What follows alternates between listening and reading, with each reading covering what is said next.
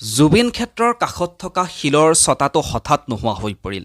ৰাতিটোৰ ভিতৰতেই নোহোৱা হৈ পৰিল জুবিন ক্ষেত্ৰৰ কাষতেই থকা কণ্ঠশিল্পী জুবিন গাৰ্গে এটা সময়ত জিৰণি লোৱা সেই বিশেষ শিলৰ ছটাটো।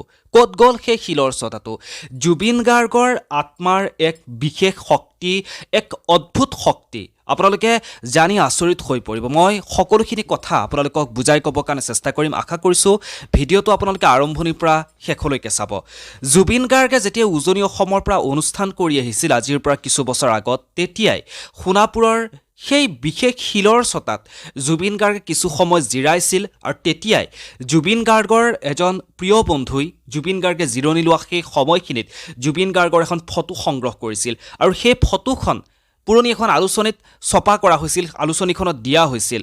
আৰু সেই শিলৰ ছটাটো জুবিন গাৰ্গ যেতিয়া কায়িকভাৱে আমাৰ মাজৰ পৰা নোহোৱা হৈ পৰিল, তাৰ পাছতেই জুবিন ক্ষেত্ৰৰ কাষত থকা সেই শিলৰ ছটাটো বহুতৰে কাৰণে মুখ্য কেন্দ্ৰবিন্দু হৈ পৰিছে। সকলোৱে সেই শিলৰ ছটাটো চাবলৈ যোৱা আৰম্ভ কৰিছে, কাৰণ সেই শিলৰ বিশেষ ছটাটোত জুবিন গাৰ্গৰ স্পৰ্শ আছে। জুবিন গাৰ্গে সেই শিলৰ ছটাটোত জিৰণি লৈছিল আৰু এতিয়া সেইটো শিলৰ ছটা হৈ থকা নাই। এটা ৰাতিৰ ভিতৰতে সেই শিলৰ ছটাটো নোহোৱা হৈ পৰিছে আৰু নোহোৱা কৰিছে একমাত্ৰ জুবিন গাৰ্গৰ পবিত্ৰ আত্মাই। হয়তো আপোনালোকেও আচৰিত হৈ পৰিছে, নহয়নে?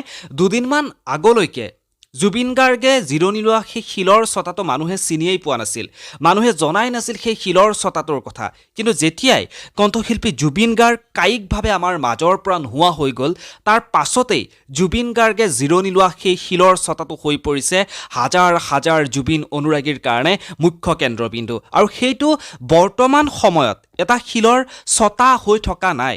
যিদৰে জুবিনে সেই শিলৰ ছটাত জিৰণি লৈছিল, এটা সাধাৰণ শিলৰ ছটা হৈ আছিল তেতিয়া, কিন্তু কোনেও গুৰুত্ব দিয়া নাছিল। আৰু এতিয়া জুবিন গাৰ্গ নোহোৱা হৈ যোৱাৰ পিছত সেইটো সাধাৰণ শিলৰ ছটা হৈ যোৱা নাই, সেয়া হৈ পৰিছে এক মূৰ্তি, এক ভগৱানৰ ৰূপ বুলি ক'ব পৰা হৈ যায় সেই শিলৰ ছটাটো বৰ্তমান সময়ত। কাৰণ প্ৰতিদিনেই জুবিন অনুৰাগীসকলে সেই শিলৰ ছটাটোৰ কাষত গৈছে, শিলৰ ছটাটোৰ কাষত গৈ ধূপ ধূনাৰে চাকি বন্তি দি শিলৰ ছটাটোকে পূজা অৰ্চনা কৰিছে।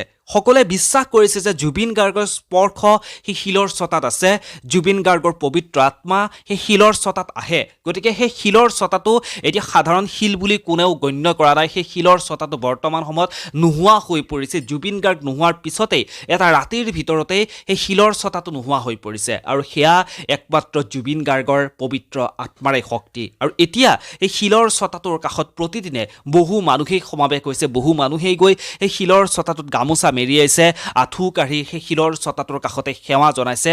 সকলোৱে বিশ্বাস কৰিছে যে জুবিন গাৰ্গ সেই শিলৰ ছটাটোত আছে, জুবিন গাৰ্গৰ পবিত্ৰ আত্মা সেই শিলৰ ছটাটোত থাকি, সেই শিল সাধাৰণ শিল হৈ নাথাকি ভগৱান হৈ মানুহক আশীৰ্বাদ দিছে। জুবিন গাৰ্গৰ ওচৰত মানুহে আশীৰ্বাদ ল'ব গৈছে। গতিকে সেইবাবেই মই আৰম্ভণিতে কৈছোঁ, সেই শিলৰ ছটাটো যি শিল হৈ পৰিছিল, এটা সময়ত মানুহে দেখিলে শিল বুলি কৈছিল, সেই শিলৰ ছটাটো বৰ্তমান সময়ত এক ভগৱানৰ মূৰ্তি হিচাপত পৰিগণিত হৈছে। বৰ্তমান সময়খিনিত প্ৰত্যেকজন মানুহেই এই শিলৰ ছটাৰ কাষত গৈ কিনে সেৱা কৰিছে, আশীৰ্বাদ বিচাৰিছে সেই শিলৰ ছটাটোৰ পৰা। গতিকে এয়াই হৈছে জুবিন গাৰ্গৰ পবিত্ৰ আত্মাৰ এক অদ্ভুত শক্তি, নহয়নে?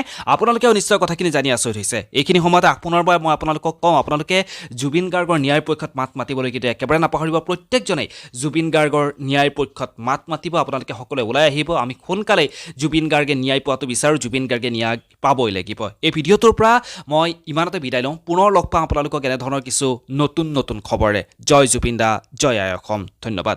Justice for Zubeen, justice for Zubeen, justice for Zubeen সামাজিক মাধ্যমত লিখিবৰ কাৰণে একেবাৰে নাপাহৰিব।